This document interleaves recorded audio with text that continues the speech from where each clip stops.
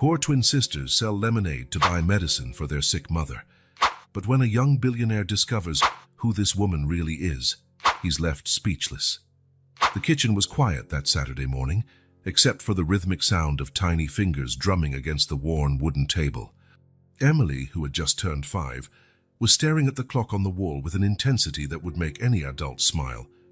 Her blue eyes followed the second hand as though she could make it speed up by sheer willpower. Next to her, a pile of lemons waited, organized by size with surprising precision for someone so young.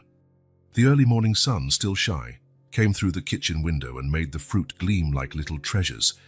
Emma, her twin, was bent over the table, drawing with crayons on a piece of cardboard she'd found behind the fridge. Her small hands moved quickly, spreading vibrant colors across the makeshift canvas.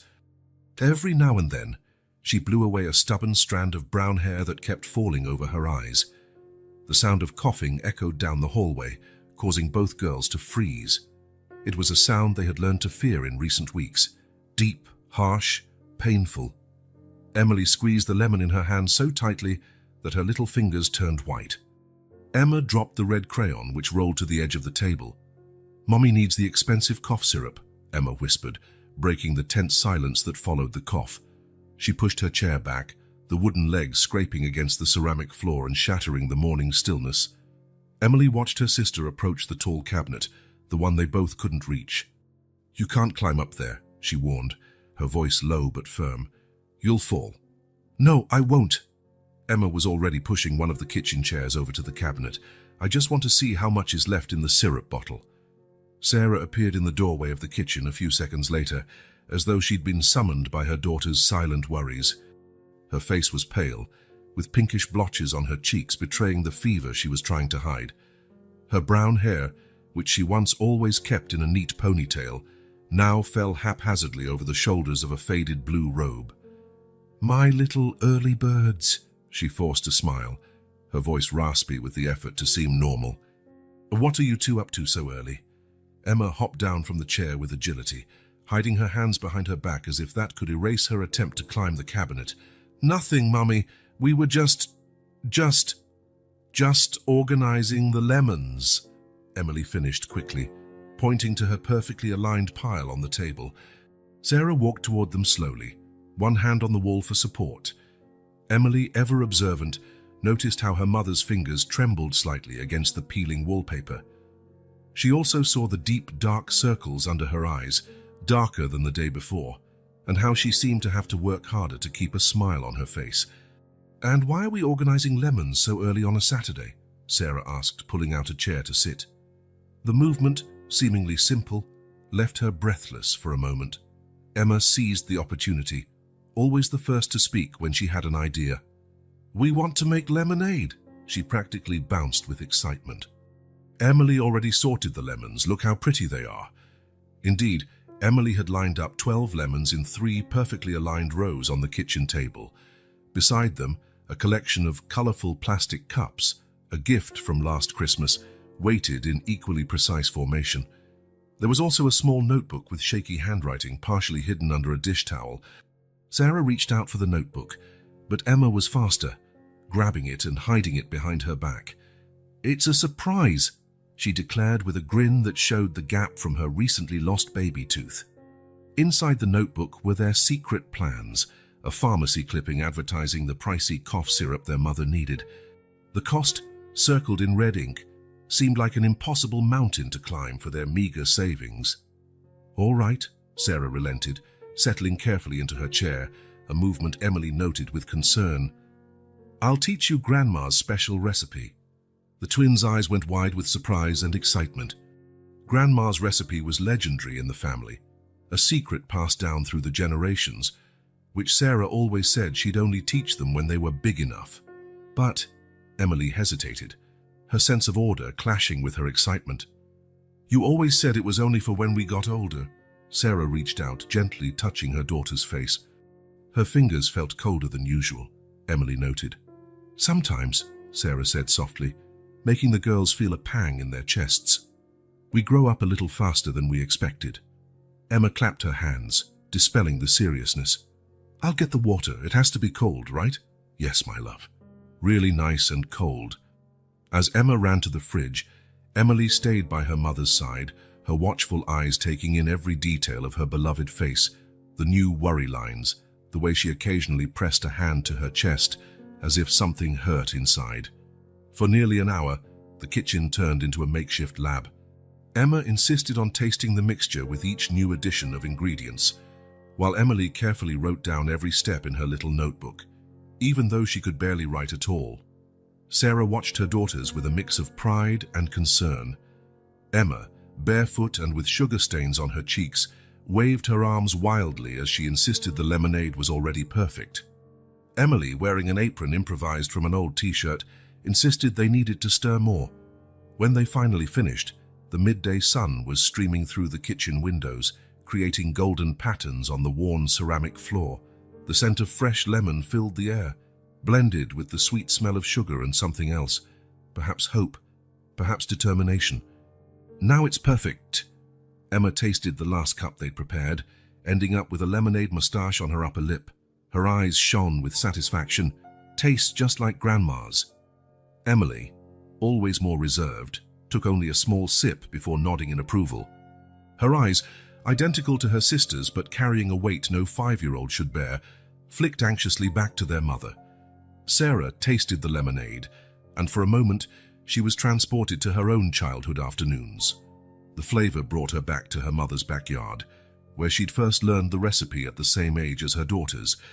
Her mother, healthy, strong, full of life, had patiently taught her the perfect balance between sweet and tart. "It's perfect, my little ones," she whispered, fighting back tears that threatened to fall. The twins immediately started setting up their improvised stand. Emily had saved an old plastic table specifically for this, small, with one leg slightly shorter than the others, but perfect in their eyes. Emma finished her sign in bright, uneven letters that read, "Special lemonade, Grandma's recipe." "We'll sell it right on the corner," Emma announced, already running for the door. Her tiny bare feet barely touched the ground in her excitement. "Wait," Emily called, trying to balance the pitcher of lemonade. "We have to organize it properly and put on your shoes." Sarah stood in the doorway of the kitchen, torn between pride and the guilt eating away at her. It shouldn't be like this. Her daughters should be playing with dolls, running in the park, enjoying the precious simplicity of childhood. They shouldn't be worried about money for medicine or know the weight of responsibility so soon. The first customer of the day was Mrs. Clara, the elderly neighbor from number 43. In the past few months, Sarah had noticed that she too coughed a lot, especially on damp mornings. The old woman stopped in front of the stand, her lined eyes filling with tears at the sight of the tiny salesladies. "How much for this wonderful drink?" asked Mrs. Clara, her voice thick with emotion. $2, Emma announced proudly. "It's Grandma's secret recipe." "Grandma's recipe," Mrs. Clara smiled, rummaging in her worn purse. She pulled out a $10 bill. "Then I'll take 2 cups. "But," Emily began, searching for change in the small glass jar they'd brought along. "Keep the change, my dears," Mrs. Clara insisted, her trembling hand stroking the girl's hair. "You remind me so much of your mother at your age." Emma's face lit up at the compliment, but it was Emily who carefully placed the money in the jar, whispering a shy, "Thank you." The afternoon passed slowly beneath the summer sun. Some people stopped, attracted by Emma's contagious smile or by Emily's impeccable organization. Others walked right by, a few promising to come back later. The twins never lost heart. Emma invented increasingly elaborate stories about the magical lemonade, claiming the lemons came from an enchanted garden. Emily made sure each cup had exactly the same amount, using a small ruler to measure the liquid's level. When the sun began to set, painting the sky in shades of orange and pink, they packed up their things. They hadn't sold as much as they'd hoped, but their small faces glowed with pride as they counted the coins. Back in the kitchen, they stored the money in an empty cookie tin, which Emily carefully hid behind the pots and pans. Sarah, who had been watching everything from the window all day, waited until her daughters went to get ready for their baths before checking the tin. $43. Her heart clenched at the thought of the cough syrup that cost nearly $200.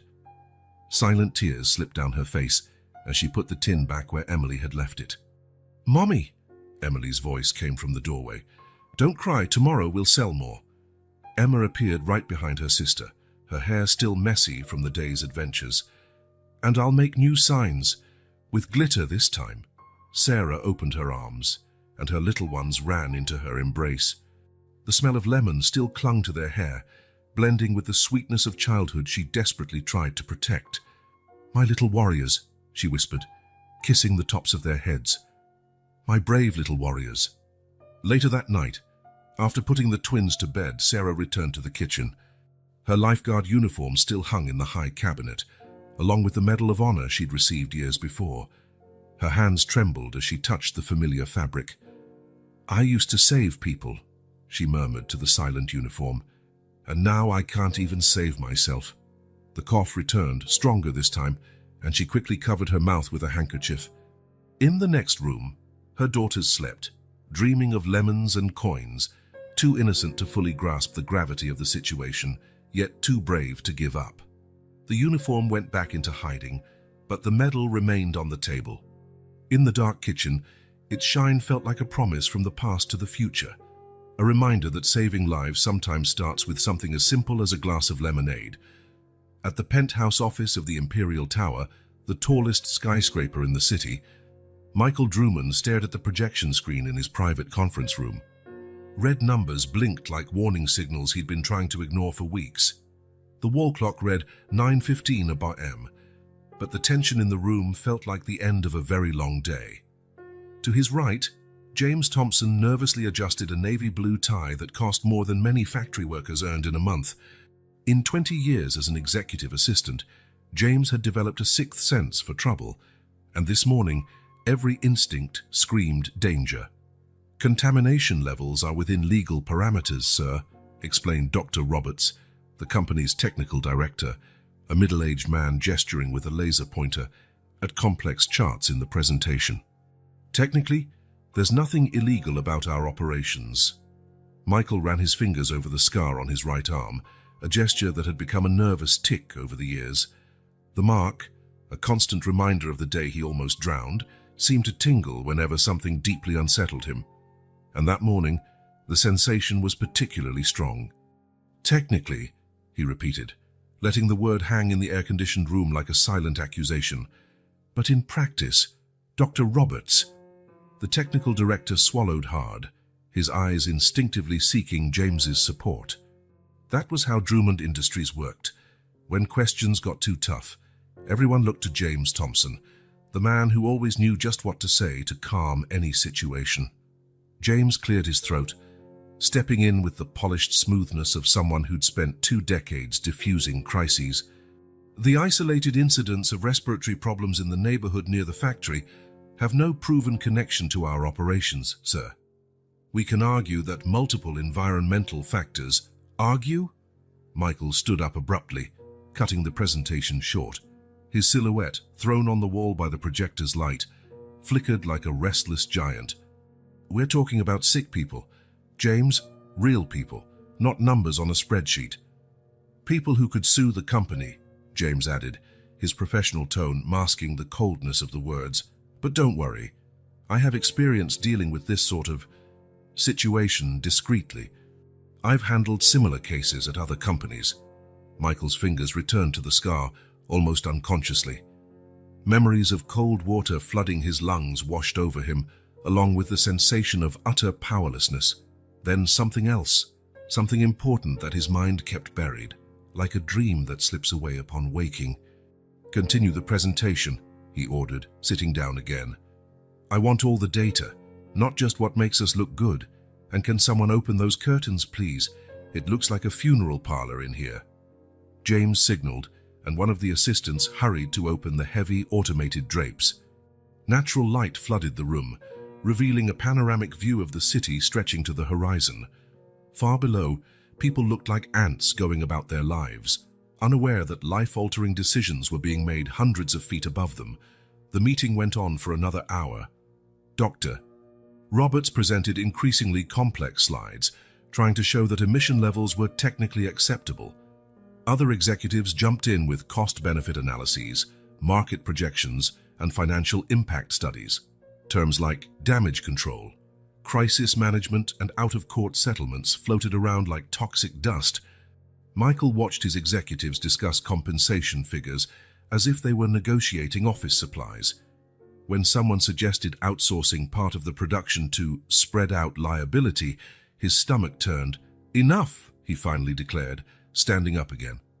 "Prepare a full report by Monday. And by full, I mean full. I want to know exactly what we're dumping in that river and what's going up those chimneys." The room emptied quickly, executives clutching their laptops and tablets like corporate shields. Only James remained, following Michael into his private office adjacent to the conference room. The office was a study in contrasts. On one side, sleek modern furniture and high-end technology. On the other, personal touches that humanized the space, an old soccer ball in a glass case, black and white photographs of remote places, and a framed medal, his first swimming competition win before the accident. "Michael," James said, shutting the door with calculated care, "I have to remind you the company is at a critical juncture. Our IPO is scheduled for next quarter. Any instability could compromise years of work." "Years of work," Michael echoed, stopping in front of the wall-sized window. Below, the city spread out like a chessboard, every move needing precise calculation. "Do you know how many years that factory's been running, James?" 23, James answered promptly. "It was your father's first major investment before he died and left me with a company to run at 22, Michael finished. "Do you know what he told me in the hospital, James?" His last words. James said nothing. Of course he knew the story. It was impossible to work so closely with Michael for so long without knowing the ghosts that haunted him. "Do the right thing," Michael quoted, his voice thick with an emotion he rarely showed. He didn't say, "grow the company" or "maximize profits." He said, "do the right thing." "And you did," James argued, stepping forward cautiously. "You turned a mid-sized company into a conglomerate employing thousands. You created opportunities, generated wealth, developed new technology. At what cost, James?" The question lingered like smoke. James adjusted his tie again, revealing his discomfort. "All progress has a price, Michael.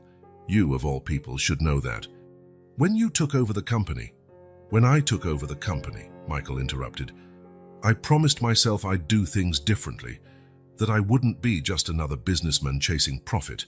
And now we're here discussing how to discreetly handle the fact that people are getting sick because of us." Michael's hand went back to the scar. The tingling intensified, bringing confusing flashes of memory, icy water, panic, a female voice, strong hands pulling him to the surface. "Sometimes I wonder, James," he murmured, more to himself than to his assistant, "how heavy success really is." "Sir?" "Nothing." Michael grabbed his blazer from the back of his chair. "I'm going for a walk. I need to think." "But you have a meeting with the Chinese investors scheduled for reschedule." "Michael," there was an urgent note in James's voice now. "I understand your concern, but we have to be strategic. If this story leaks to the press, then we'd better make sure we have nothing to hide, right?" Without waiting for a reply, Michael walked out of the office. In the panoramic elevator, he caught his reflection in the glass, an impeccable suit, grey at the temples giving him a distinguished look at 45, a posture that radiated authority, the perfect image of corporate success. But his eyes seemed weighed down by all the decisions that had led him here. Stepping outside, the city air hit his face like a slap of reality. Michael loosened his tie as he walked aimlessly, letting his feet guide him away from the mirrored skyscrapers of the business district. The contrast was stark. Just a few blocks away, luxury buildings gave way to more modest constructions, and upscale shops were replaced by small local stores. Without realizing it, he found himself on the same street where he'd seen those little lemonade sellers the day before. To his surprise, they were still there. The same makeshift table, the same colorful sign, the same twins, one chatty, one focused. Something about them made him want to stop, to watch, to understand. "Hey, the rich guy's back." The more talkative one, Emma, he recalled, practically jumped when she saw him. Want to try our magical lemonade again? The other girl, Emily, looked up from her small notebook filled with neat notes. There was something in her gaze, a seriousness beyond her years, that deeply unsettled him. It reminded him of himself after his father's death, forced to grow up too fast. "Why magical?" he asked, stopping at their stand. Emma flashed a big grin with a missing front tooth. "Because it makes people better. Just like our mommy will get better when we save up enough money for her medicine." Michael felt the scar tingle again, more strongly this time. "Your mother's sick?" "She coughs a lot," Emily answered, her voice soft but steady. "Just like Mrs. Clara, and the lady from apartment 37, and the bakery guy." "Emily!" Emma nudged her. "Don't talk about other people, remember?" Michael frowned. This neighborhood was less than 2 miles from his main factory, the same factory at the heart of this morning's meeting. The same factory that, according to the technically acceptable reports, posed no risk to the community. "How much have you saved so far?" he asked, trying to keep his tone casual while his mind raced with implications. Emily checked her little notebook with the seriousness of an accountant. $43. "But the medicine costs almost $200. How much is your lemonade today?" $2, Emma replied promptly, going into sales mode. "But if you want to take some home for your whole family, we can give you a discount. And if you buy 3, you get a decorated cup I drew myself." Michael took out his wallet, a fine Italian leather piece that probably cost more than all the furniture in the girl's home combined. The contrast made him hesitate for a moment, remembering his own childhood. Not as privileged as many imagined. "I'd like to buy all the lemonade you have." The twins' eyes widened in perfect sync. "All of it?" Emma asked, incredulous. "All of it," he confirmed, extending a few bills, "and I'll be back tomorrow to buy more." As the girls hurried to serve the cups, Emily insisting on measuring each one precisely, while Emma tried to speed things up. Michael noticed a man across the street. He looked around 30 and was taking pictures discreetly. He held a notepad bearing a local newspaper's logo. The scar on Michael's arm tingled more intensely, almost painfully now. Something was surfacing from the depths of his memory. Something about being saved, about gratitude, about responsibility.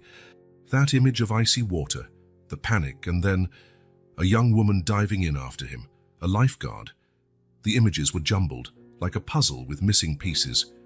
"Here you go, Mr. Rich Guy." Emma held out the last cup, overflowing not just with lemonade, but with hope. "I drew something special on the cup, see? It's a superhero saving everyone." Michael took the cup decorated with childish drawings of smiling people.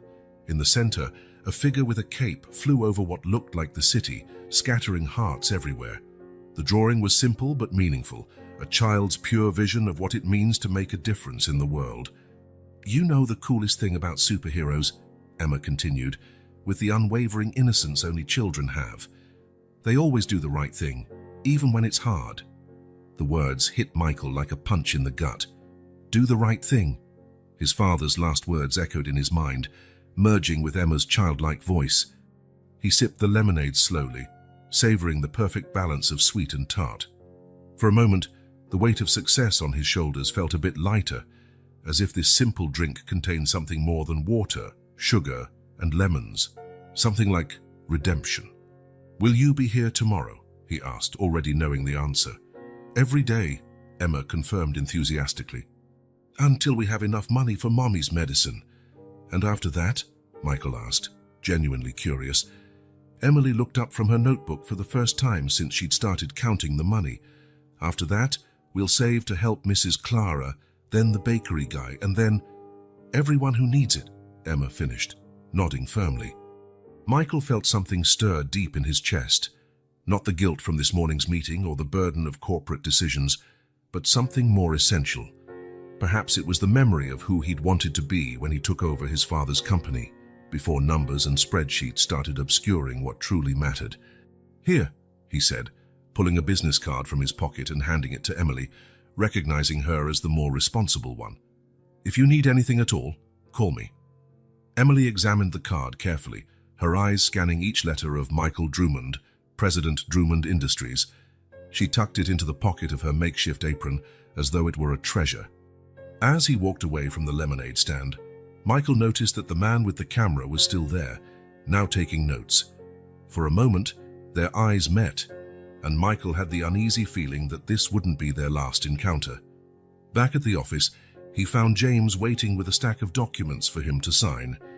His assistant immediately started talking about the rescheduled meeting with Chinese investors, but Michael barely listened. "James," he interrupted, "there's something I need you to do." "Of course, sir. That report I asked for by Monday. I want it on my desk tomorrow morning. And one more thing. Gather every piece of data on any reported health issues in the neighborhood near the factory for the past 5 years." James went pale. "Sir, I don't think that would be wise." "I'm not asking for your opinion, James. I'm giving you an order." Alone in his office, Michael stared out over the city through the panoramic window. The afternoon sun turned the skyscrapers into golden mirrors, creating an illusion of perfection that hid the shadows in the alleys and the stories behind every window. His hand found the scar on his arm again. The tingling sensation had diminished, but the memory of the water and of being saved remained clear.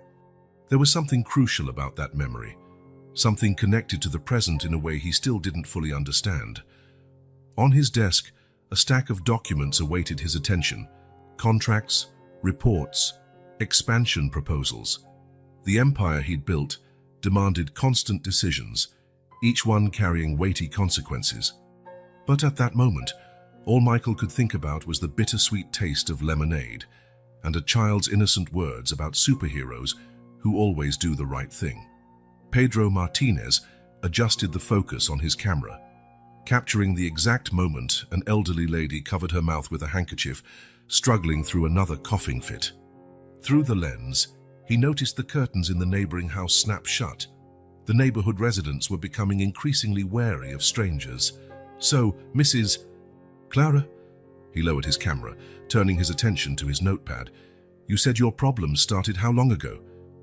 The older woman settled into the plastic chair on her porch, her tired face marked by deep shadows under her eyes. "Must be 2 years now. It started slowly, you know. A cough here, a shortness of breath there. We thought it was just old age." Pedro jotted down more notes. In 2 weeks of investigation, he had identified a troubling pattern. Cases of respiratory illnesses in the neighborhood rose at the same rate Drummond Industries' factory increased production. "And Sarah?" he asked, trying to keep his tone casual. "You know her well, right?" Mrs. Clara's eyes lit up momentarily. "Oh, Sarah, that girl has a heart of gold. Even though she's sick herself, she still worries about everyone. And her daughters, did you see the little ones selling lemonade, just like their mom when she was their age?" Pedro smiled, recalling the twin girls he had photographed a few days before. "Did you know she used to be a lifeguard?" "Not used to be, son. She still is in spirit. Even though she's not on the job anymore, some things never leave you." On the other side of town, in his office atop the Imperial Tower, Michael Drummond stared at an old photograph his private investigator had found. In it, a young woman in a lifeguard uniform smiled at the camera, holding a Medal of Honor. The date in the lower corner indicated it was taken 6 years earlier. "Are you sure it's her?" he asked the investigator, his hand unconsciously touching the scar on his arm. "Positively, sir. Sarah Thompson, 28 at the time. Worked as a lifeguard for 5 years before she took leave due to a high-risk pregnancy.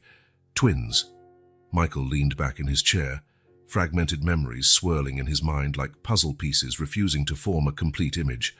Icy water, panic, strong hands pulling him up. "I want everything on her," he ordered.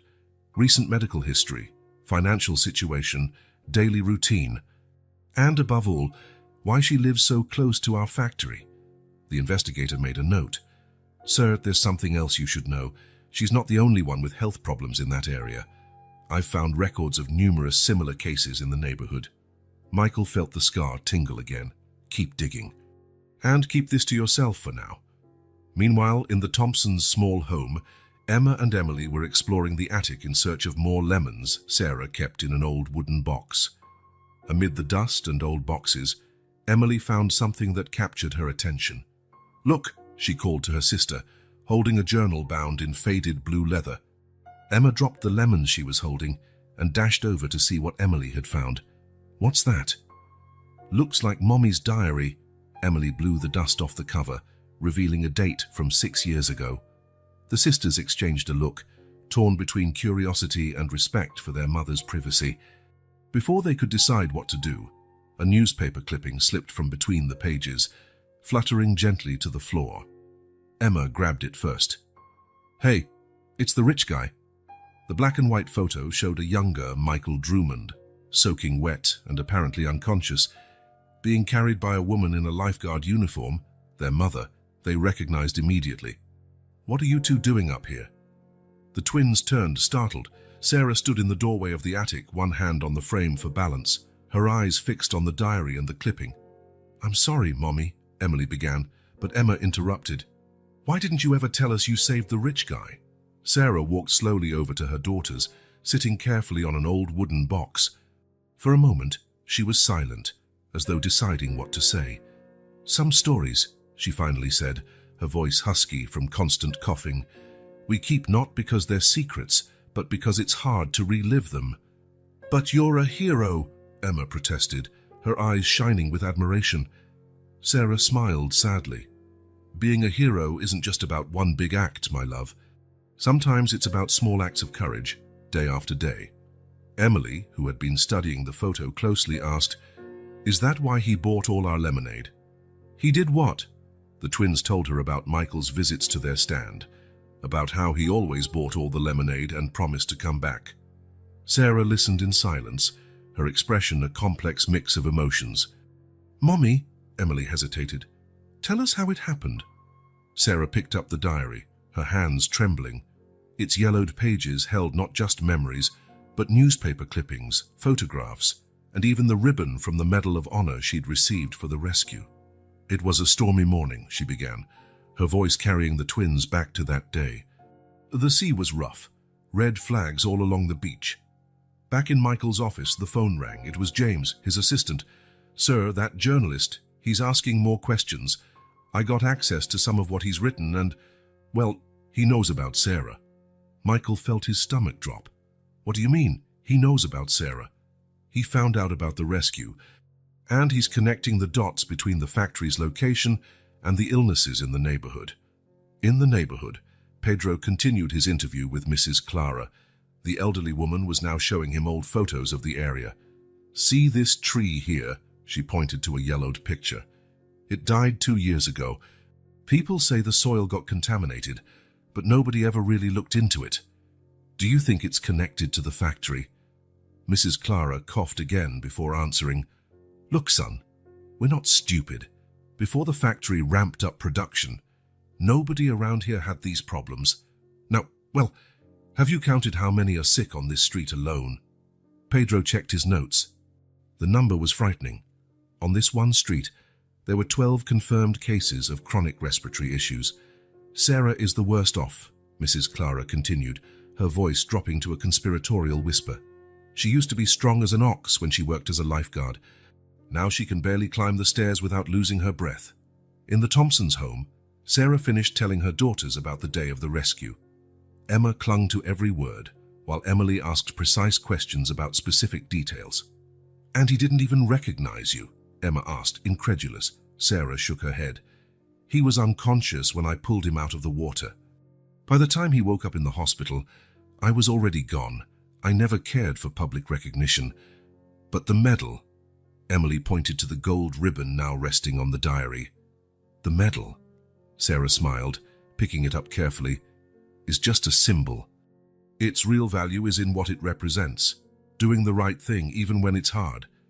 The girls exchanged a meaningful look, thinking of the lemonade they sold every day. At the Imperial Tower, Michael received another report from his investigator. Among the pages of data and graphs, one detail jumped out. Sarah had moved to that neighborhood exactly 3 months after the rescue. "Why?" he murmured to himself. "Why would someone move close to an industrial factory when she's pregnant?" The answer came in the form of a property deed attached to the report. The house had been purchased with money from a settlement, the same settlement Michael had insisted on paying after he was saved. The irony hit him like a punch. The money he'd given in gratitude had inadvertently placed his rescuer in the path of danger his own company was creating. In his notepad, Pedro added yet another piece to the puzzle. His sources at the local hospital confirmed respiratory cases in the neighborhood had risen by 300% in the last 2 years. "And there's more," Mrs. Clara added, rummaging in her purse. "I saved this clipping when I saw you taking pictures of the girls the other day." She handed him an old newspaper excerpt, the same one the twins had found in Sarah's diary. Pedro examined the photo of the rescue, his eyebrows rising in recognition. "Mrs. Clara," he said, his journalistic instincts telling him this story was bigger than he'd imagined. "Are you saying the same person who saved Michael Drummond 6 years ago is now sick because of his factory?" The old woman nodded solemnly. "Ironic, isn't it? She saved his life, and now—" Pedro carefully tucked the clipping away. His story had just gained a powerful new angle. At the Thompsons' home, Sarah put the diary back in its box. The girls, exhausted but satisfied by the story, helped her gather the clippings and photographs. "Mommy," Emily asked in her small but determined voice, "why didn't you ever tell him?" Sarah looked out the attic window, from which she could see the smokestacks of Drummond Industries in the distance. "Sometimes," she replied after a moment, "it's better to leave the past in the past." But the past, as Pedro was about to prove, had other plans. The brown envelope on Michael's desk felt heavier than its actual contents. He'd been staring at it for 10 minutes, his hand occasionally touching the scar on his right arm, which was tingling with unusual intensity that morning. "Sir!" His secretary's voice crackled through the intercom. "Investigator Ramirez is here." Michael took a deep breath. "Send him in." Carlos Ramirez entered the office with the discretion of a man used to working in shadows. Tall, thin, grey at the temples, he looked more like an accountant than a private investigator, a quality that probably contributed to his success. "I found her," Ramirez stated, getting right to the point as he sat in the chair opposite Michael's desk. "And, sir, you'll want to see this." Michael opened the envelope with trembling fingers. The first photograph made him catch his breath. It was definitely her. Sarah Thompson, in her lifeguard uniform, smiling at the camera while holding a Medal of Honor. The date in the bottom right read 6 years ago. "Keep going," Michael ordered, his voice huskier than usual. Sarah Thompson, currently 34 years old, worked as a lifeguard for 5 years at Central Beach, specialized in high-risk rescue with over 50 documented saves. Michael flipped through the documents as Ramirez spoke: training certificates, newspaper clippings about past rescues, thank you letters from people she had saved. "What's most interesting," Ramirez continued, "is what happened after that day." Michael stopped flipping the pages. He knew exactly which day Ramirez was talking about, the day that changed his life. As he looked at the photos, his once fuzzy memories started becoming clearer. It was a stormy morning. 6 years ago. The sea was furious that morning. Red flags whipped violently along the beach, warning swimmers of the danger. Sarah Thompson scanned the waves from her lifeguard tower, her trained eyes spotting the treacherous currents forming. "Nobody should be out there today," she muttered to herself, adjusting the whistle around her neck. That's when she saw the man. He was swimming with powerful strokes and good technique, clearly an experienced swimmer, but he was headed straight for one of the most dangerous currents. Sarah raised her binoculars. He looked upset, swimming as if trying to exorcise something within himself. "Hey!" she shouted, but her voice was swallowed by the wind. Within seconds, the situation deteriorated. The current caught him, and despite his skill, he started being dragged away. Sarah didn't hesitate. She grabbed her rescue buoy and dashed into the ocean. The water was freezing, far colder than usual for that time of year. The waves crashed fiercely, trying to drive her back to shore. But Sarah had years of experience fighting the sea. Every stroke was precise, calculated. Her eyes locked on the man now clearly struggling to stay afloat. "Hang on!" she shouted when she was only a few feet away. "I'm coming!" That was when a particularly large wave struck him, slamming him against an underwater rock formation. Sarah saw the exact moment his head collided with the stone, and his body began to sink. Without a second thought, she dove under. Underwater visibility was terrible. Sarah swam, guided more by instinct and training than by sight. Her lungs burned, but she refused to surface for air. Every second counted. Finally, her hands found fabric. She pulled with all her might, hauling the unconscious body upward. When they broke the surface, she quickly checked he wasn't breathing. The path back to the beach was a battle against time and the elements. Sarah swam using one arm, keeping his head above water with the other. The waves seemed determined to sweep them away, but her determination was stronger. A small crowd had gathered by the time they reached the sand. Sarah wasted no time. She immediately began CPR. "Come on," she murmured between compressions. "Come on, fight." During the mouth-to-mouth resuscitation, his eyes opened. For a moment, blue met blue, and something passed between them. A connection, a mutual recognition of souls that had faced death and come back. He began coughing violently, spewing salt water. Sarah turned him on his side, supporting his head as he gasped for air. "You're okay," she repeated softly. "You're okay now." The ambulance arrived minutes later. While paramedics treated him, Sarah noticed the deep gash on his right arm. He must have hit the rocks harder than she'd thought. "What's your name?" he asked weakly as they loaded him onto the stretcher. "Sarah," she replied. "Now rest." Reporters arrived, drawn by the commotion. Sarah recognized the man she'd saved, Michael Drummond, the young businessman who had recently lost his father. It would be headline news. The heir to an industrial empire nearly drowned. But Sarah was already walking back to her tower. When the head lifeguard urged her to give interviews, she politely refused. "I didn't do anything special," she said simply. "It's my job." On present day, Michael placed the last document on the desk, his hands shaking slightly. The memories were crystal clear now, the cold of the water, the panic of drowning, and most importantly, those blue eyes that brought him back to life.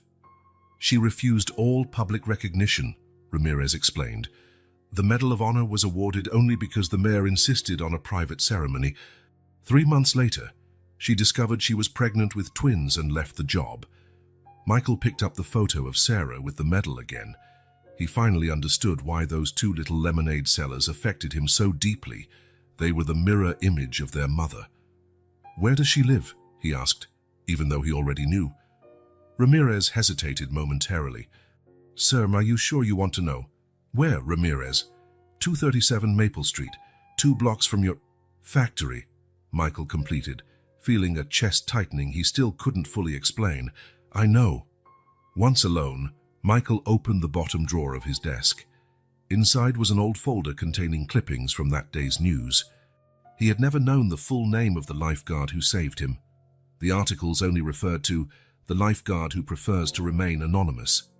The scar on his arm tingled more than ever. 6 years had passed, and only now did he discover he owed his life to Sarah Thompson, the mother of those 2 determined lemonade vendors, the woman who had refused fame or recognition, the silent hero who was now... Michael picked up the phone. "James, cancel all my appointments for tomorrow morning. I have an important visit to make." Maple Street looked different that morning. Michael Drummond's black Mercedes glided slowly over the uneven asphalt, out of place among the modest houses and older cars. Through the tinted windows, he searched for house numbers, his heartbeat quickening as he neared 237. He parked at a discreet distance, not wanting to attract more attention than his car already did. On the passenger seat lay a folder containing all the documents Ramirez had gathered about Sarah. His palms were sweaty as he picked it up, the scar on his arm tingling like a silent alarm. The Thompsons' house was modest but well cared for. A small front garden showed signs of regular tending, with flower beds that managed to thrive despite the local climate. The same old plastic table the twins used for lemonade sat folded by the wall, ready for the next day's sales. Michael hesitated before opening the gate. Behind the lace curtains in the front window, a subtle movement indicated that someone had spotted him. He inhaled deeply, adjusted his tie out of habit, and walked to the door. Before he could ring the bell, a shrill cry tore through the air. "It's the rich guy!" Emma came running from somewhere in the yard, her hair in messy pigtails and a smile showcasing her missing tooth. Without hesitation, she flung her arms around Michael's legs in a spontaneous hug. "Emma!" Emily's voice sounded alarmed as she appeared with a small watering can still in her hand, her eyes scanning Michael with a mix of curiosity and suspicion. Michael stood there, momentarily frozen, the folder slipping in his sweaty hands. There was something disarming about this simple, childlike show of affection that made his corporate worries feel distant and trivial. "Did you come to buy more lemonade?" Emma asked, finally letting go of him. "We're not making any today because Mommy—" "Emma." The voice that interrupted the girl made Michael freeze. Sarah Thompson stood at the doorway, a hand discreetly braced on the frame for support. Even paler and thinner than in the photo from 6 years ago, her eyes still held that same intensity Michael remembered in a brief flash on the beach. "Mr. Drummond," she said, her voice raspy but steady. What a surprise. The recognition was instant, mutual, and charged with an electricity that made the twins exchange curious glances. Emily instinctively moved closer to her mother, while Emma remained at Michael's side, looking back and forth between them as if watching a tennis match. "Sarah," Michael managed, his voice lower than usual. I've waited far too long to properly thank you." A coughing fit kept Sarah from answering right away. Emily dashed inside and returned with a glass of water, gripping it too tightly in her small hands.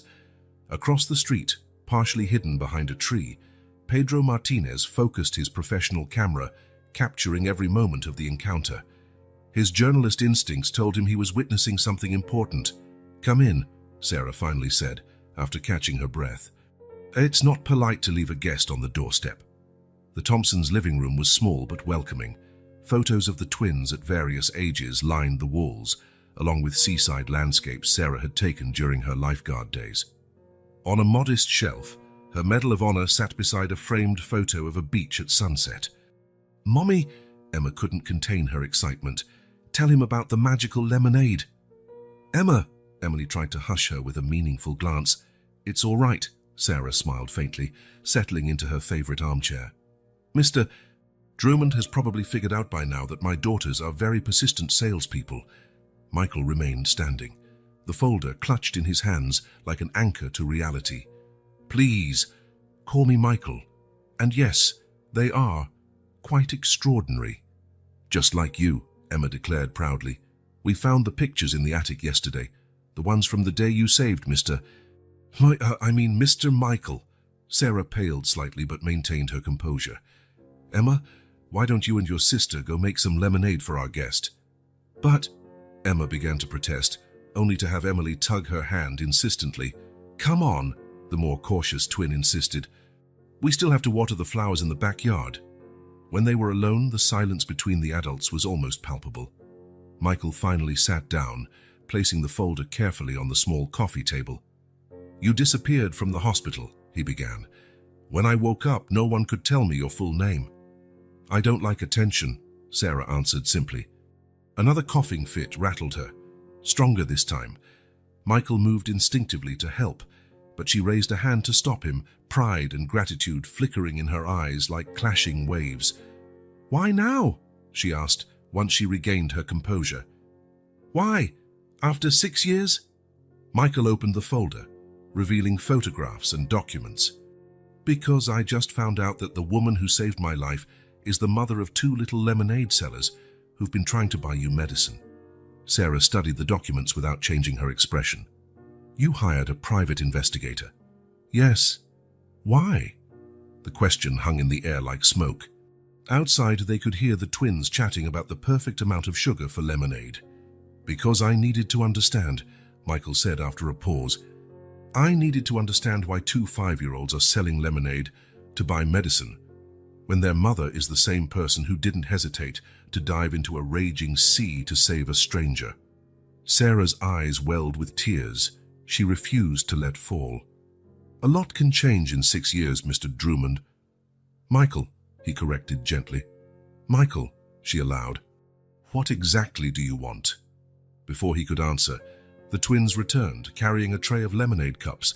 Emma, of course, nearly dropped everything in her rush, but Emily managed to steady the tray at the last second. "We made this special," Emma announced proudly. "With lemons from the tree Grandma planted." Michael accepted the cup, noticing how Emily's hands trembled slightly as she served her mother. The more observant twin clearly sensed the tension in the air. "Mommy," Emma settled on the arm of Sarah's chair. "Tell him how the rescue happened. We loved hearing the story when we saw those pictures." Sarah and Michael exchanged a glance. He gave a small nod.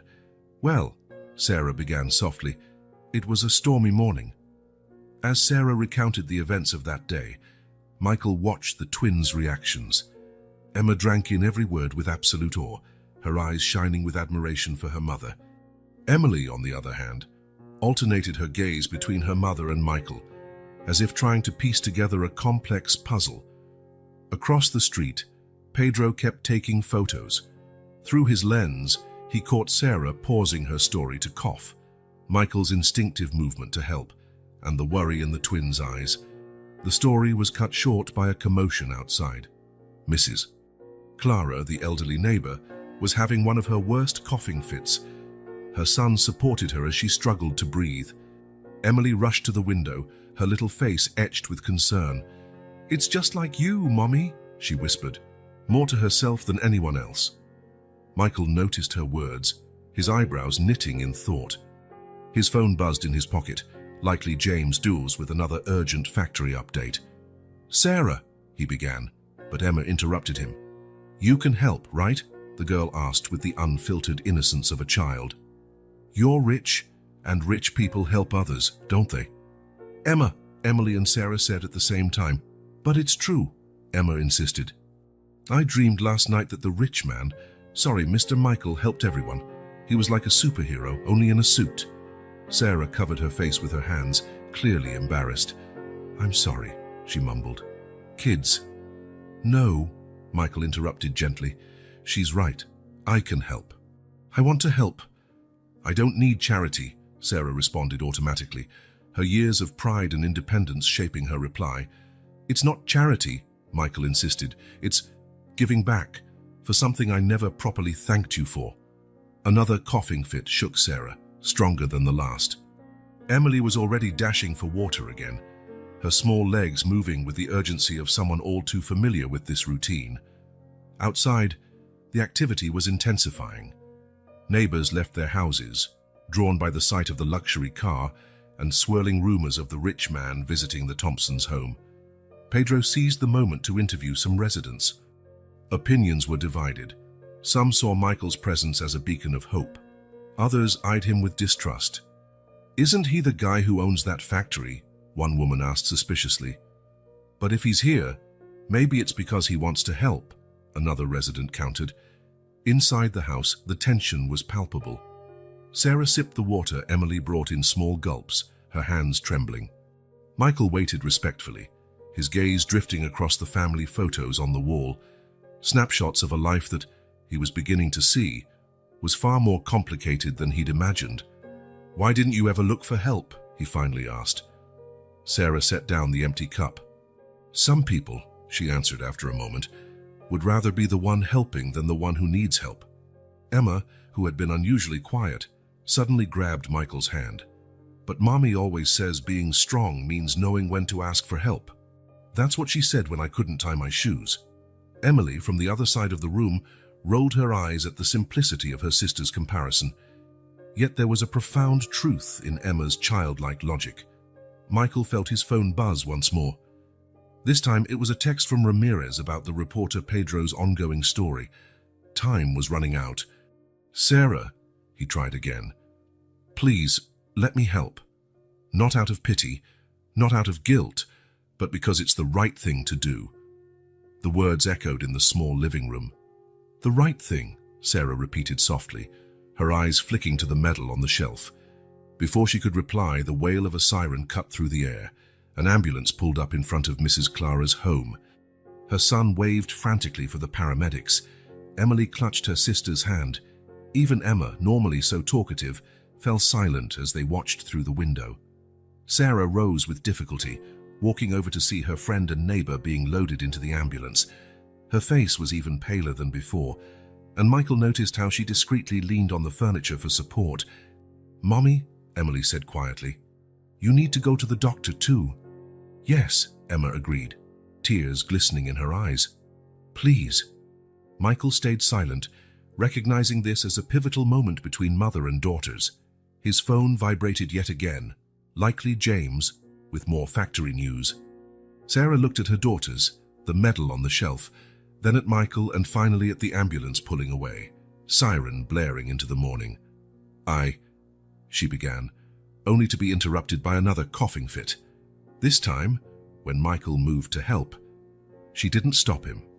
The hospital corridor was quiet that Monday morning, save for the steady hum of medical monitors and the occasional hurried footsteps of the staff. Sarah Thompson stood at the window of room 304, gazing in at Mrs. Clara, who was fighting off a severe bout of pneumonia. "They said she'll be okay," Emma whispered, holding her mother's hand. "Right, Mummy." Sarah didn't answer immediately. Her own reflection in the glass startled her, deep dark circles under her eyes, pronounced pallor, and the way her shoulders slumped slightly forward with each labored breath. Emily sat in a chair in the corner of the room, quietly observant. Her little notebook rested open in her lap. But for the first time since they started selling lemonade, she wasn't scribbling numbers.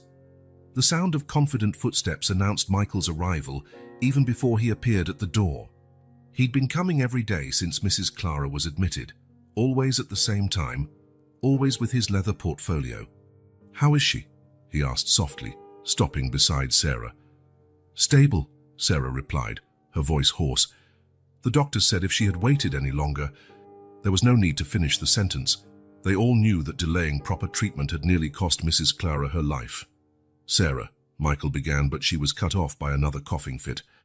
Emily jumped up to steady her mother, while Emma offered a cup of water with a worried expression. "That's enough," Michael said firmly but gently. "You need treatment too."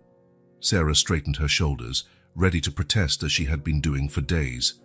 But then her gaze fell on Mrs. Clara, unconscious in her hospital bed, tubes and monitors attesting to a stubbornness that almost ended tragically. "The girls," she started. "They can stay with me," Emma exclaimed. "We can sell lemonade at your house. You have a huge kitchen. I saw it on TV." "Emma," Emily scolded, though her eyes betrayed a similar curiosity. Michael offered a small smile. "Actually, I've already taken care of it. I hired Mrs. Martinez to stay with them while you're in the hospital. She lives just 2 doors down from you, and the girls know her." Sarah looked at her daughters. Emma practically bounced with excitement, while Emily, ever guarded, revealed a small spark of hope in her eyes. "What about the lemonade stand?" Sarah asked, aware it was a weak final resistance. "We can keep it going," Emma declared. "Now we'll raise money for Mrs. Clara too."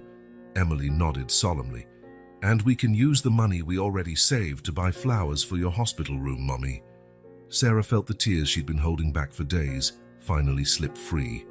Carefully, she knelt down to hug her daughters, gathering them in her arms with all the strength she could muster. "All right," she whispered. "I accept." The twins' reactions couldn't have been more different.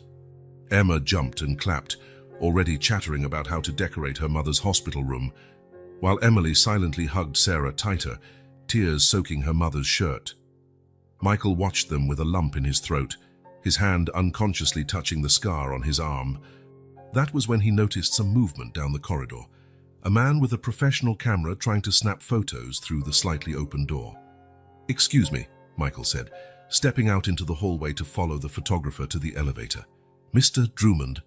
Pedro Martinez turned around, his tone professional yet challenging. "May we talk?" Michael glanced back at the room, where he could still see Sarah and the twins embracing. "My office. In 1 hour."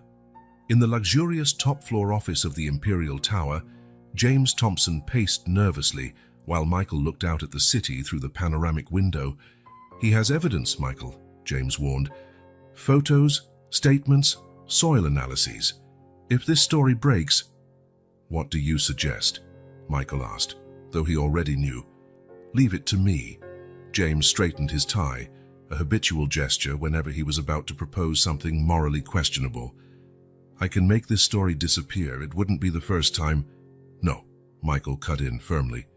"No more making things disappear, James." The elevator chimed, announcing Pedro's arrival. The journalist entered the office carrying a folder much thicker than Michael's usual portfolio. "Mr. Drummond," Pedro started without preamble, Did you know that contamination levels in the soil around your factory are 3 times the legal limit? Michael felt the scar tingle.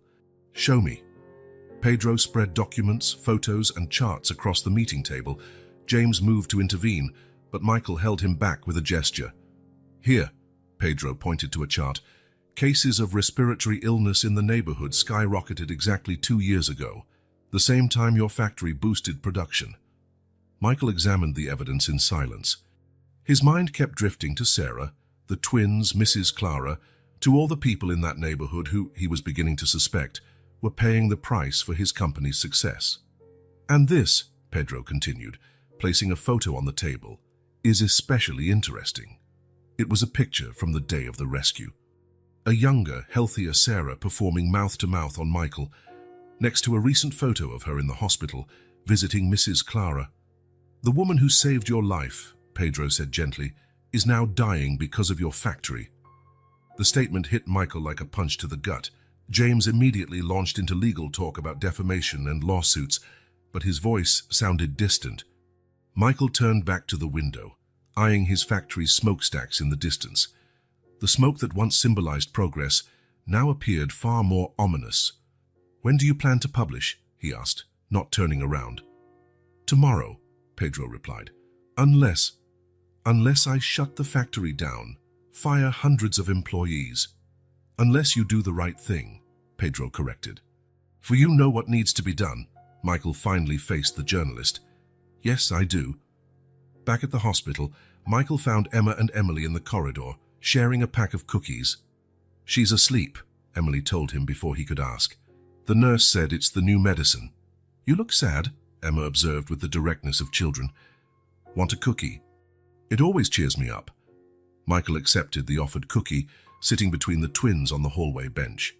For a moment, they said nothing, simply watching the hospital's comings and goings. You know, he said at last, sometimes we do wrong things without realizing it, and when we do realize, we need the courage to fix it. Emma chewed her cookie thoughtfully. Like when I broke Mommy's vase and blamed Emily. Emma, Emily complained, but a hint of a smile touched her lips. Yeah, Michael chuckled softly. Something like that. Through the slightly open door, he could see Sarah sleeping. The late afternoon light lit her face, giving her an almost ethereal glow. The same woman who hadn't hesitated to dive into a raging sea to save him now struggled for breath, partly because of something he, however indirectly, had caused.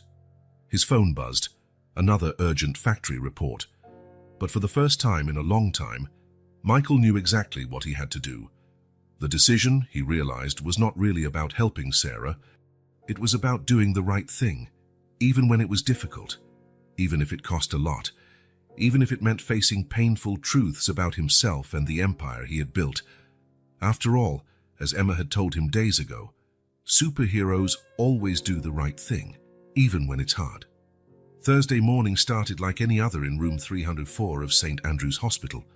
Sarah Thompson was finishing her breakfast, while Emma drew bright, colorful flowers on posters to brighten the white walls. Emily, as always, was focused on her notebook, this time logging her mother's medication schedule as meticulously as she used to track lemonade sales.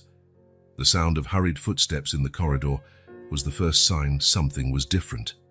A nurse rushed by the door, carrying a newspaper under her arm, then another, and another. That's strange, Sarah said, noticing the unusual activity. Emily looked up from her notes, her own trouble sensor kicking in. That's when Pedro Martinez appeared in the doorway, his expression a mixture of determination and concern. Sarah, he said quietly, you need to see this. He handed over a newspaper whose headline took up half the front page. Industrial Empire Poisons Community. The lifeguard who saved a billionaire and is now dying because of his factory. The sound of the paper slipping from Sarah's trembling hands seemed to echo in the now silent room. No! Emma was the first to react, scrambling to pick up the newspaper. It can't be. Mr. Michael is our friend. Emily was already at her sister's side, her eyes scanning the bold print. Her expression shifted from shock to a quiet understanding, like puzzle pieces finally snapping into place. The charts, she murmured. The dates. The factory ramped up production 2 years ago, and that's when Mommy started coughing, Emma finished, her voice small and wounded. In the Imperial Tower, Michael Drummond stood before his office window, watching a growing crowd of protesters gather below. Their homemade signs demanded explanations, justice, compensation. James burst in without knocking, his normally composed face now marked by barely contained panic. "Michael, we need to do something. Stocks have dropped 15% since the market opened, and—" "How much?" Michael interrupted calmly. "What? How much did you offer Pedro to bury his story?" James paled. It was for the good of the company. I offered $500,000, but that idealistic idiot—" "Get out. Excuse me." Michael finally turned around, facing the man who had been his right hand for 2 decades. "You're fired, James. And when the board meets in an hour, I'm recommending a full investigation into every other discrete situation you've handled. You can't do this. I built this company with you. Everything I did was to protect—" "Get out!" Michael's roar echoed off the office walls. "Before I call security." Meanwhile, in the hospital, room 304 had become a makeshift command center. Neighborhood residents came and went, sharing stories, comparing symptoms, organizing documents. Pedro coordinated everything, noting down names, dates, and details. Sarah observed from her bed, still reeling from the enormity of the situation. The twins stayed on either side of her, like tiny guards. "I should have seen it," Emily said softly, almost as if talking to herself. "All the clues were there." "It's not your fault, sweetheart," Sarah embraced her. "No one noticed." "But did he know?" Emma asked, her voice shaking. "Did Mr. Michael know he was hurting everybody?" Before anyone could answer, a stir in the hallway announced Michael's arrival. He paused at the door, his immaculate suit contrasting with the devastation on his face. "Everyone out," Sarah ordered, her voice firmer than it had been in days. "Except the girls." Pedro seemed ready to protest, but something in Sarah's expression changed his mind. In minutes, the room was empty, but for Sarah, the twins, and Michael. "Why?" Sarah managed to ask, her voice strained with emotion. Michael walked slowly to the window, gazing at the city he had helped build. The same city that, he now realized, he had also harmed. "I didn't know," he began. "Not at first. When we expanded production, the reports all said we were within legal limits. That was technically true, but—" "Technically," Emily interrupted, her small voice brimming with unexpected anger. "Mommy is sick for real, not technically." "Emily," Sarah tried to calm her, but the little girl pressed on. "Look at my notebook." She dashed to grab her notes. "See, Mommy started coughing 2 weeks after the factory's smoke got darker. Mrs. Clara's flowers died that same month. Mr. John's cat—" "Stop!" Emma begged, tears rolling down her cheeks. "I don't want to hear anymore." "But it's true," Emily insisted. "You saw it too. You just didn't want to believe it because he bought our lemonade, because he's helping Mommy, because you wanted to believe in superheroes," Emily finished, her voice softening. A heavy silence followed. Michael felt the weight of each word, each look of accusation from the children. The scar on his arm prickled as if on fire. "You're both right," he finally said. "At first I didn't know, but when I started suspecting, I should have dug deeper. I should have asked more questions. I should have done the right thing," Sarah said, quoting Emma's favorite phrase. Outside the hospital, the protest grew louder. Residents stood with signs, chanting slogans. News vans arrived one after another. "What are you going to do now?" Sarah asked. Michael pulled an envelope from his suit pocket. "This is my full confession. I've already sent copies to the police, the environmental agency, and my board. In an hour, I'll be announcing the temporary closure of the factory for a complete overhaul." "But what about the jobs?" Emma asked, always worrying about others. "All employees will keep their salaries during the shutdown, and—" he hesitated, glancing at Sarah. "I'm also creating a compensation fund for everyone affected to cover medical treatment, environmental cleanup, whatever is needed." "Why?" Emily asked. "Why now?" Michael stepped closer to Sarah's bed, maintaining a respectful distance. "Because your mum taught me something 6 years ago. when she dived into that raging sea to save me. Courage isn't the absence of fear. It's doing the right thing in spite of it. Sarah picked up the fallen newspaper, which showed a photo of her and Michael on the day of the rescue, beside a recent picture of the neighborhood, with the factory in the background. "You know what's ironic?" she said softly. "That day, I didn't hesitate before diving in. It didn't matter how dangerous it was, because it was the right thing to do." "And now?" Emma asked, her voice small. "Now," Michael answered, "it's my turn to dive. Not into stormy seas, but something maybe even scarier, the truth." Outside, news helicopters buzzed overhead, and the protesters grew in number. Pedro coordinated a group of residents, setting up a class-action lawsuit. James was leaving the Imperial Tower carrying a box of personal items, ignoring the reporters who clamored for a statement. "Are we still going to sell lemonade?" Emma suddenly asked. Emily looked at her sister as if she'd lost her mind. "Emma!"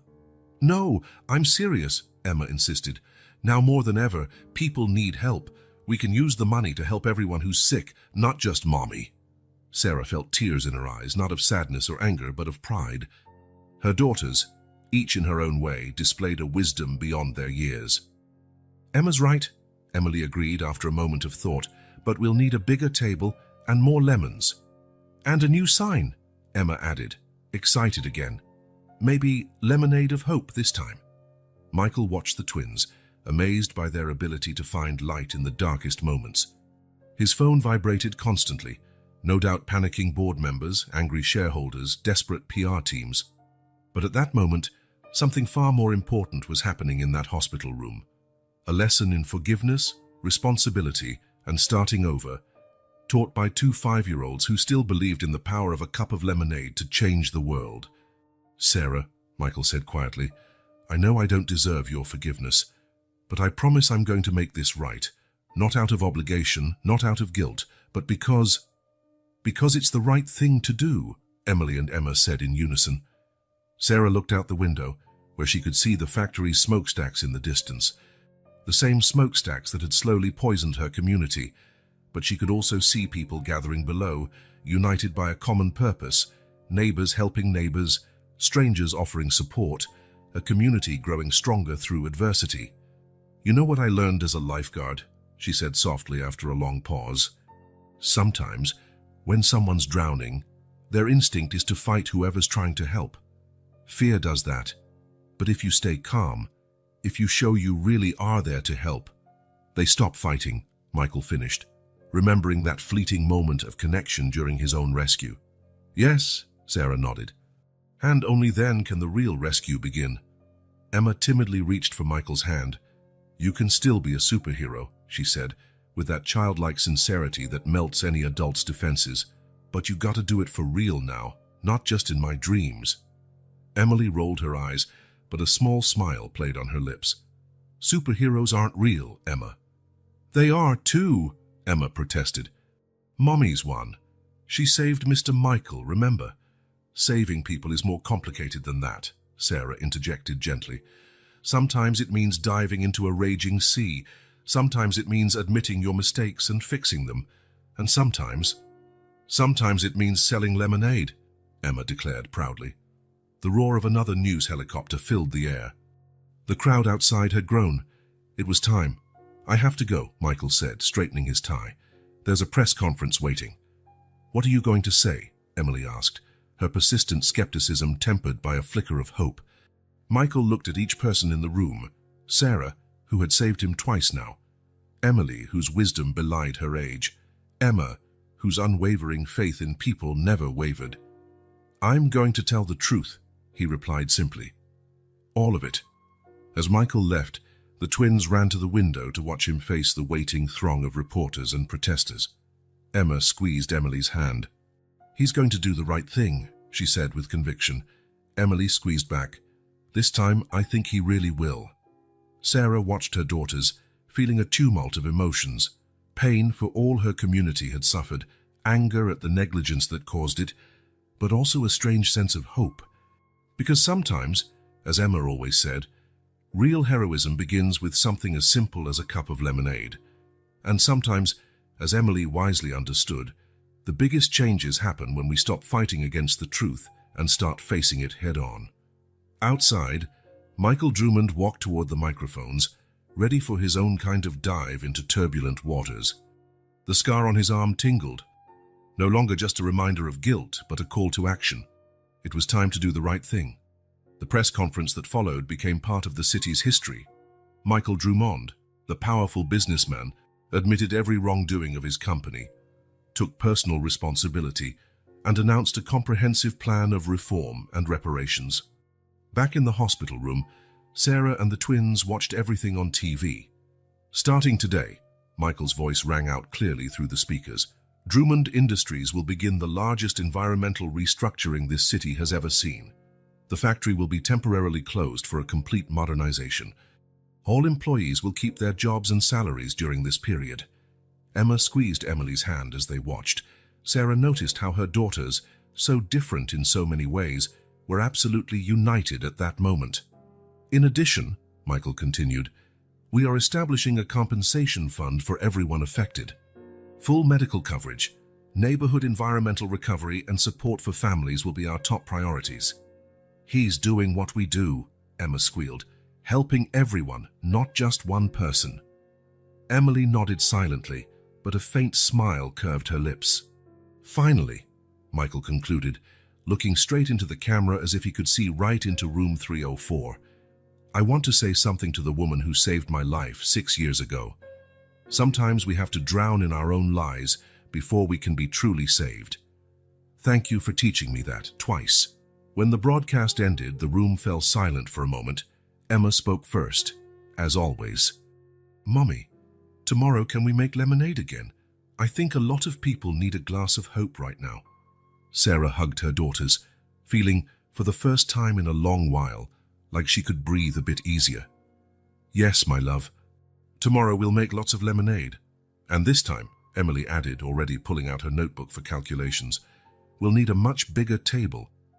Outside, the city began to absorb the day's revelations. The smoke from the Drummond factory was still visible in the distance, but now it felt different.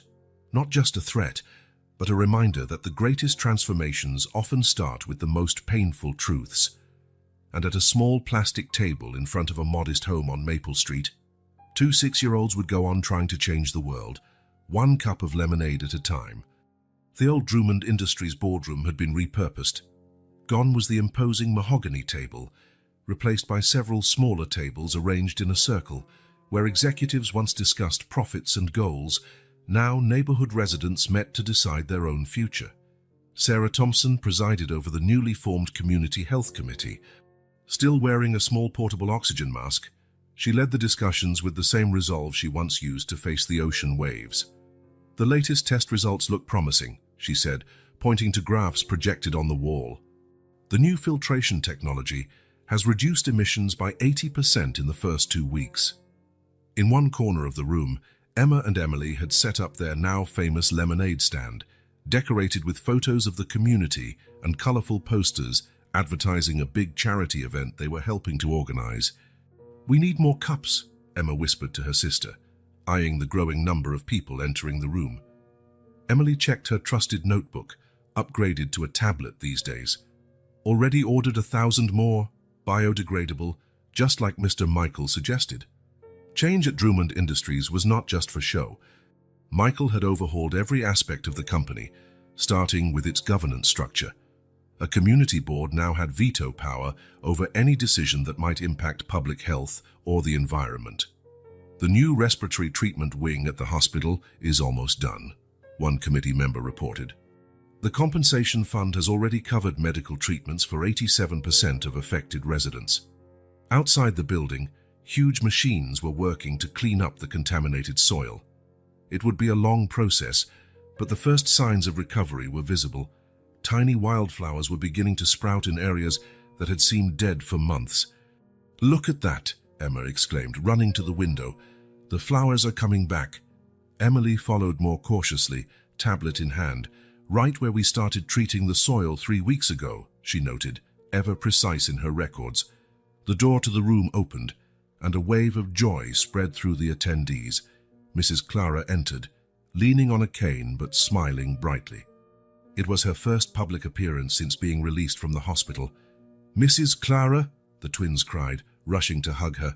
"My little entrepreneurs," she laughed, returning their affectionate greeting.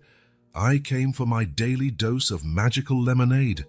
Sarah watched, tears gathering in her eyes, seeing Mrs. Clara recovered, the flowers blooming again, the community united.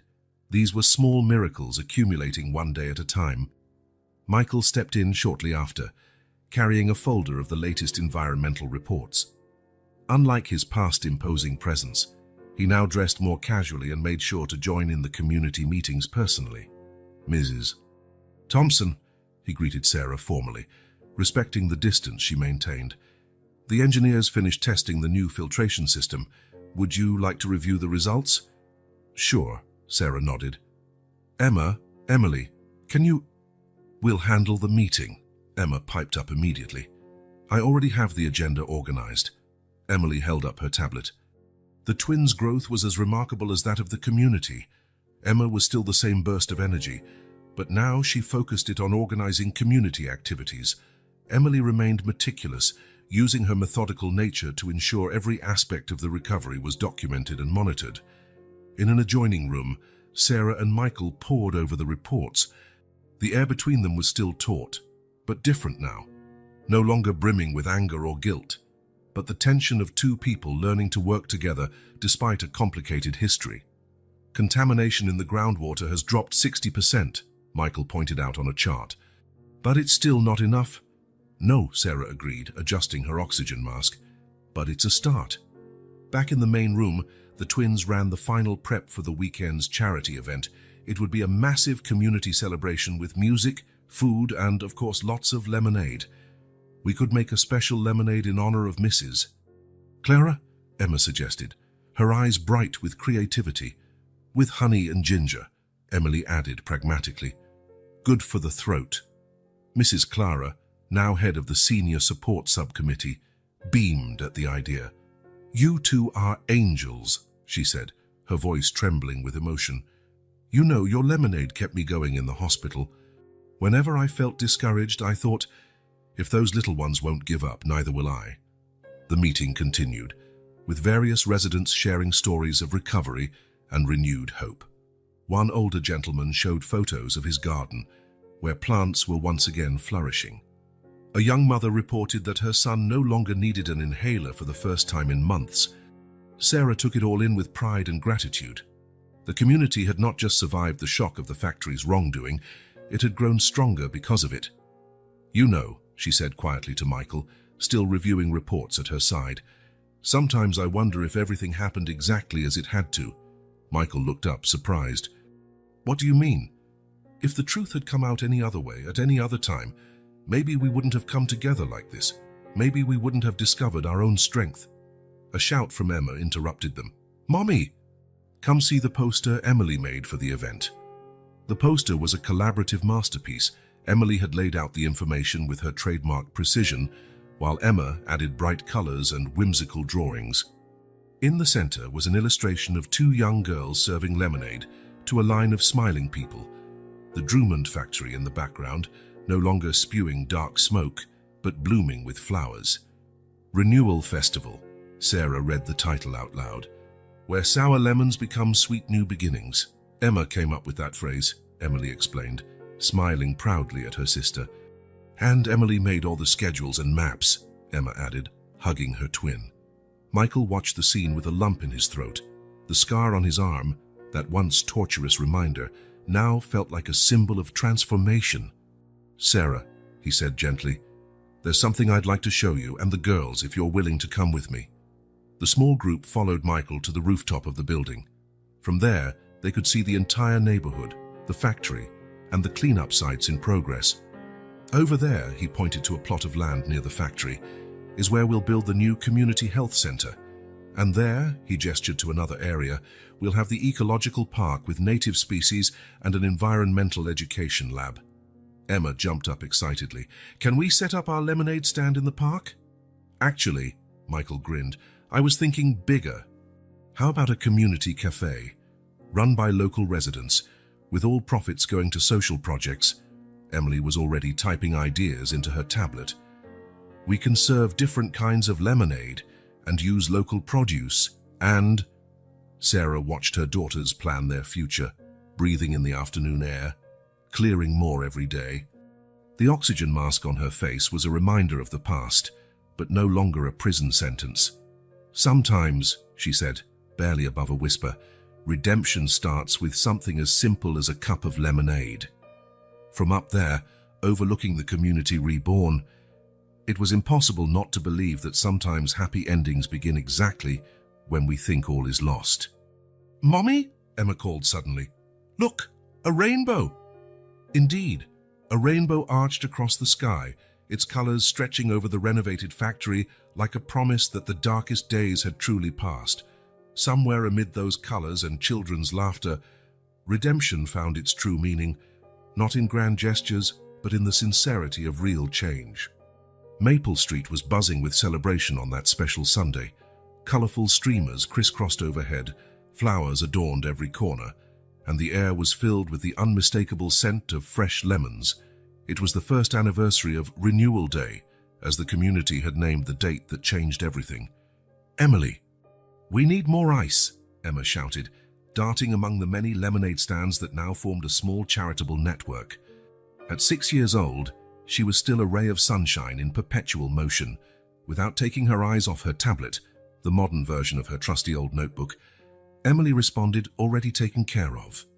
"And use the radio, I'm right here, no need to yell." What had started as a single stand had become a social enterprise. 10 stands dotted the neighborhood, each offering a unique version of the drink, all based on Grandma's original recipe. From the terrace of the new Environmental Health Foundation, Sarah Thompson watched her daughters with pride. As the executive director, she oversaw projects ranging from air quality monitoring to educational programs for local youth. "They've grown so much," Michael Drummond commented softly, stepping up beside her. Sarah smiled, noting how different he looked as well. The once perfect suits were gone, replaced by casual clothes, and his eyes held a calmness that hadn't been there before. "In every way," she said, instinctively touching her neck where, until recently, she had always worn an oxygen mask. It had been 3 months since she needed it. The celebration filled the entire neighborhood. Mrs. Clara, fully recovered, led a circle dance with a group of children. The former factory site, turned into an ecological park, hosted live music performances. "Time for the special ceremony!" Emma's voice crackled through the radio. A small crowd gathered by the time Sarah and Michael arrived. The twins were front and center, Emma bouncing with excitement while Emily double-checked her lists. "Attention, everyone," Emma spoke into the microphone. "A year ago, we started selling lemonade to help our mum.